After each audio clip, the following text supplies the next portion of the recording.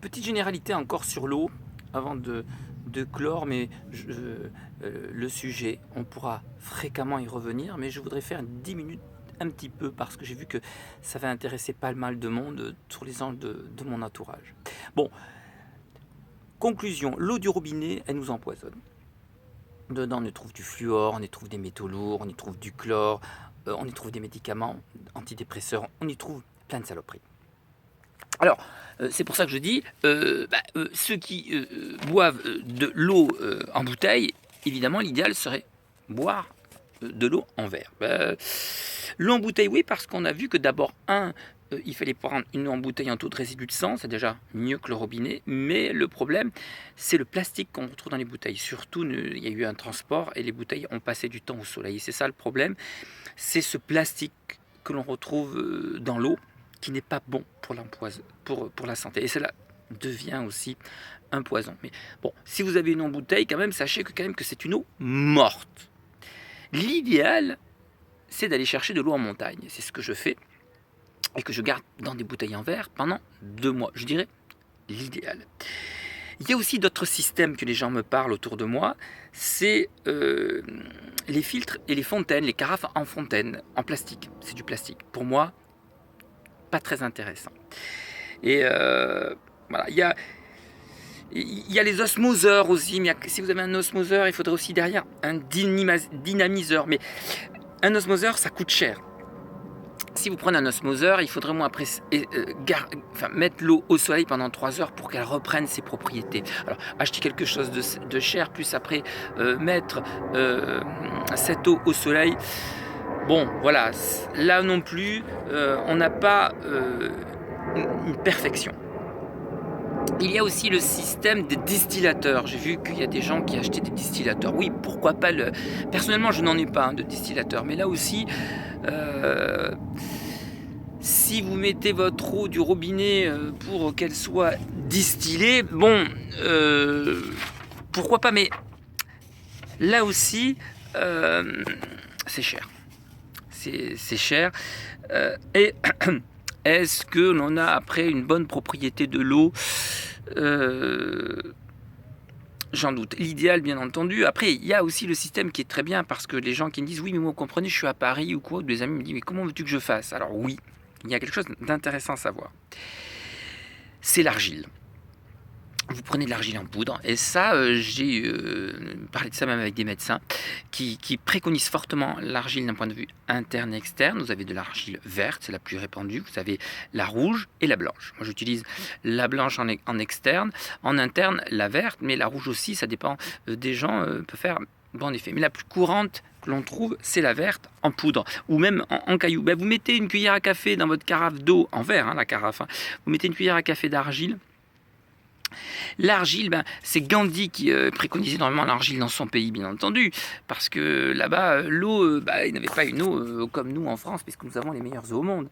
Et ils utilisaient beaucoup l'argile parce que l'argile, c'est un tueur de bactéries, c'est un reconstructeur de cellules. Alors, dans l'argile, on y trouve tout. Quand on étudie cette argile, il y a au moins une vingtaine de propriétés entre le potassium, le fer, le calcium, le magnésium, le titane, le cobalt, le titane, enfin tout ce que vous voulez de bon qu'il y a. On me dit, l'argile, tu n'en parles pas. Oui, je vais en parler. Ça sera un sujet de soins externes et internes. Mais je vais n'en parler pour mon sujet ici que sur l'eau. L'eau, vous pouvez mettre une cuillère à café dans une carafe en verre d'argile et ça va purifier votre eau. Et ensuite, vous pouvez même boire l'argile, cette eau, en laissant le dépôt d'argile au fond, même si vous buvez cette argile, l'argile est excellent pour le corps, ça purifie, ça nettoie, ça tout ce que l'on veut. Mais dans ces cas, on fait des cures de 15 jours d'argile. Le dépôt, on ne le boit pas, si vous en buvez un peu, c'est pas grave, mais si vous buvez beaucoup d'argile, c'est sur une séance de 3 semaines, 15 jours, parce que là, vous agissez autrement dans le nettoyage du corps. Mais pour l'eau, si vous n'avez pas les moyens, une cuillère à café dans une cruche en verre, c'est déjà bien, vous arrivez à un bon résultat. Mais de tout ce que l'on avait, osmoseur, distillateur ou quoi, il y en a qui en vendent ou quoi, tout ça, c'est très cher. Donc, moi, j'essaye de penser aux gens qui utilisent le moins cher. C'est pour ça que j'ai pris le fait d'aller chercher de l'eau en montagne, parce que je prends à peu près 100-120 litres tous les 2 mois ou tous les 2 mois et demi. Eh bien, c'est dû vivant. Et personnellement, je fais toutes mes vidéos pour vous dire mangez les fruits, les légumes le plus vivant possible. Et je dirais même, pour conclure, quelle est la meilleure eau à boire et à ne pas boire? Ben, la meilleure à boire, en fin de compte, c'est cette eau organique euh, qui est la plus utile et qui n'a aucun inconvénient. Quelle est cette eau? Quelle est l'eau qui a les meilleurs minéraux, la meilleure harmonie? Eh bien, c'est celle qu'apportent les légumes et les fruits frais. Donc, quand on consomme d'ailleurs, parce que c'est là l'intérêt de ma vidéo aujourd'hui, un demi-litre de jus de fruits et légumes obligatoire une demi-heure avant de manger, c'est-à-dire 25 centilitres avant chaque repas pour les 2 repas que vous faites, ou dans la journée, votre 0,50 centilitres à boire de fruits et légumes, sachez que la soif ne se fera plus sentir, car on est hydraté correctement avec tous les oligo-éléments. Donc, si vous n'avez pas une bonne eau du robinet, faites à l'extracteur de jus les fruits et légumes frais. Et là, vous avez l'eau la plus puissante et la plus naturelle. Reste peut-être aller boire peut-être 25 centilitres ou un demi-litre en carafe en verre avec de l'argile dedans si vous n'avez pas les moyens. Et si par contre vous pouvez aller chercher donc de l'eau en montagne dans des bonbonnes ou des bouteilles en verre, parce que là, c'est une eau vivante. Et toutes mes vidéos pour moi, c'est mon objectif de tous à vous montrer, à savoir manger une feuille de saison dans le jardin, à savoir manger le plus frais possible, le plus cru possible, parce que tous les meilleurs oligo-éléments sont dans le frais, le plus cru à l'instant T. C'est pour ça que je dis rapprochons-nous de la nature et le corps ne vous dira que merci. Si vous utilisez l'argile dans de l'eau, attention aux dépôts, ne les jetez pas dans vos éviers parce que ça peut boucher vos tuyauteries et les abîmer. Vous les jetez dans les pots de fleurs. Oui, il y a un problème au niveau de l'eau que nous avons dans toutes nos maisons. C'est pour ça qu'il y a des petites choses intéressantes qui permettent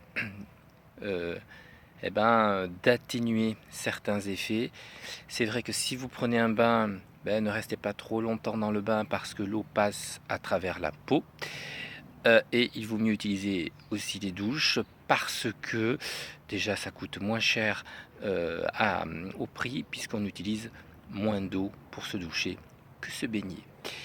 Je terminerai en disant qu'au niveau des douches, il est intéressant de savoir que il existe des douchettes ici que je vais vous montrer, que j'ai ici, voilà, qui est ici, c'est sympa. Personnellement, je la mets en bout de douche qui sont en pierre d'argile, qui permet un petit peu de filtrer l'eau.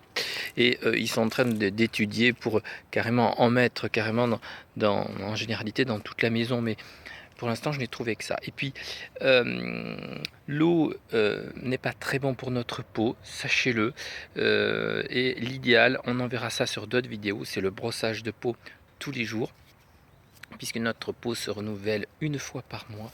Et bien c'est comme ça que la peau va être appréciée d'être nettoyée. D'ailleurs, pour information, si l'on observe les oiseaux, j'ai rarement vu les oiseaux ou des animaux tous les jours se baigner. Mais ça, c'est un autre sujet qui feront des explications pour d'autres reportages à suivre.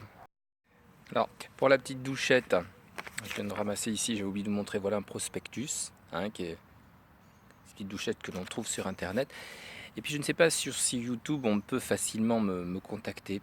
J'ai vu que c'était pas évident déjà de pouvoir se mettre en contact. J'essaierai, comme me dit un copain, de faire du live en vidéo dans l'avenir. Pourquoi pas? C'est peut-être intéressant pour tout ce qui se pose des questions et répondre en direct. Mais pour l'instant, déjà faire des vidéos, c'est beaucoup de travail. Si vous voulez me contacter, je vous mettrai en bas des petites vidéos mon adresse et vous pouvez, au cas où si vous n'y arrivez pas à m'écrire, philippe1970@yahoo.fr, FILIP1970. Pour Yahoo, c'est YAH2O.fr et je le mettrai en dessous de mon intitulé où vous trouverez facilement mon adresse. Vous pouvez m'écrire pour toute question ou si vous posez sur des sujets intéressants, vous voulez avoir beaucoup de renseignements. Allez, on continue.